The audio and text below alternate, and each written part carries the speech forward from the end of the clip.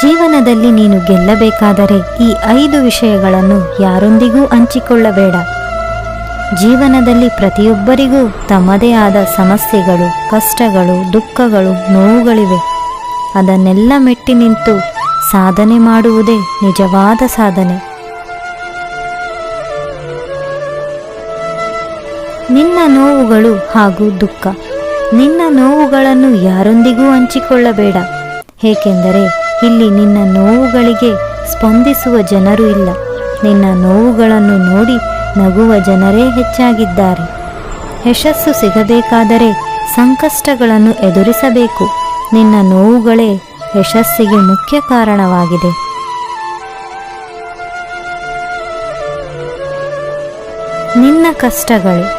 ನಿನ್ನ ಕಷ್ಟಗಳನ್ನು ಯಾರೊಂದಿಗೆ ಹಂಚಿಕೊಳ್ಳಬೇಡ. ಏಕೆಂದರೆ ನಿನ್ನ ಕಷ್ಟಗಳನ್ನು ಕೇಳಿ ನಿನ್ನಿಂದ ದೂರ ಉಳಿಯುವರೇ ಹೊರತು ನಿನ್ನ ಸಂಕಷ್ಟಕ್ಕೆ ಸ್ಪಂದಿಸುವವರು ಇಲ್ಲ. ಕಷ್ಟ ಬಂದಾಗ ನೀನು ಇಷ್ಟಪಟ್ಟಿದ್ದನ್ನು ಬಿಡಬೇಡ. ಇವತ್ತು ಕಷ್ಟವಾಗಿರಬಹುದು, ಮುಂದೊಂದು ದಿನ ಸಂತೋಷವಾಗಿರುತ್ತದೆ.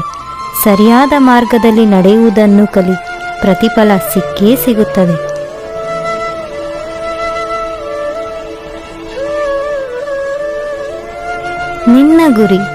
ನಿನ್ನ ಗುರಿಯನ್ನು ಮುಟ್ಟಿದ ದಾರಿಯ ಬಗ್ಗೆ, ಕನಸಿನ ಬಗ್ಗೆ ಯಾರೊಂದಿಗೂ ಹೇಳಬೇಡ.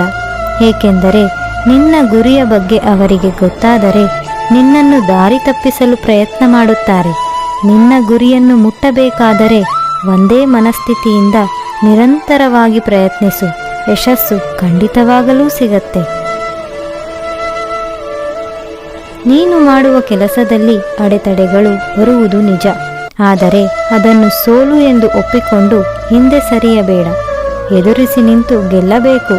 ಅದೃಷ್ಟವನ್ನು ನಂಬಬೇಡ, ಪರಿಶ್ರಮವನ್ನು ನಂಬು. ಯಶಸ್ಸು ಖಂಡಿತ. ನಿನ್ನ ಬಡತನವನ್ನು ಯಾರೊಂದಿಗೂ ಹೇಳಬೇಡ. ಬಡತನ ಬಂದಾಗ ಗೆಳೆತನವನ್ನೂ ಬಿಡಬೇಡ. ನಿನ್ನ ಪರಿಸ್ಥಿತಿ ನೋಡಿ ತಿನ್ನೋಕ್ಕೆ ಗತಿಯಿಲ್ಲ ಅಂತ ಆಡಿಕೊಳ್ಳುವವರೇ ಜಾಸ್ತಿ. ಆದರೆ ಕಾಲ ಹೀಗೇ ಇರುವುದಿಲ್ಲ. ಜೀವನ ನೀರಿನ ಅಲೆಗಳ ಏರಿಳಿತಗಳ ಥರ. ಈ ಎರಡರ ಮಧ್ಯೆ ಹೇಗೆ ಜೀವನ ನಡೆಸಬೇಕು ಎಂದು ತಿಳಿದುಕೋ. ಕಷ್ಟ ಸಮಸ್ಯೆಗಳಿಂದ ಮುಕ್ತಿ ಸಿಗುತ್ತದೆ. ನಿನ್ನ ಯಶಸ್ಸಿನ ಗುಟ್ಟನ್ನು ಯಾರೊಂದಿಗೂ ಹಂಚಿಕೊಳ್ಳಬೇಡ. ಏಕೆಂದರೆ ನಿನ್ನಂತೆಯೇ ಅವರು ಕೂಡ ಅನುಸರಿಸುತ್ತಾರೆ. ಸೋತರೆ ನಿನ್ನನ್ನೇ ಅವರು ದೂಷಿಸುತ್ತಾರೆ. ಮೊದಲನೇ ಗೆಲುವಿನ ನಂತರ ಮತ್ತೆ ಪ್ರಯತ್ನಿಸು. ಎರಡನೇ ಸಲ ಸೋತರೆ ಅದೃಷ್ಟದಿಂದ ಗೆದ್ದ ಎಂದು ಹೀಯಾಳಿಸುತ್ತಾರೆ. ಜನರು ಹೇಗಿದ್ದರೂ ಮಾತನಾಡುತ್ತಾರೆ. ಈ ವಿಷಯಗಳನ್ನು ನಿನ್ನ ಜೀವನದಲ್ಲಿ ಯಾರೊಂದಿಗೂ ಹಂಚಿಕೊಳ್ಳದೆ ಇದ್ದರೆ ನೀನು ಯಶಸ್ಸಿನ ಪರ್ವತವನ್ನು ಏರುವುದರಲ್ಲಿ ಅನುಮಾನವಿಲ್ಲ. ಇದೇ ರೀತಿ ಸ್ಫೂರ್ತಿದಾಯಕ ಮಾತುಗಳೊಂದಿಗೆ ಮತ್ತೆ ಭೇಟಿಯಾಗೋಣ. ಈ ವಿಡಿಯೋ ನಿಮಗೆ ಇಷ್ಟವಾದರೆ ದಯವಿಟ್ಟು ಸಬ್ಸ್ಕ್ರೈಬ್ ಮಾಡಿ ಹಾಗೂ ಲೈಕ್ ಅಂಡ್ ಶೇರ್ ಮಾಡಿ. ಧನ್ಯವಾದಗಳು.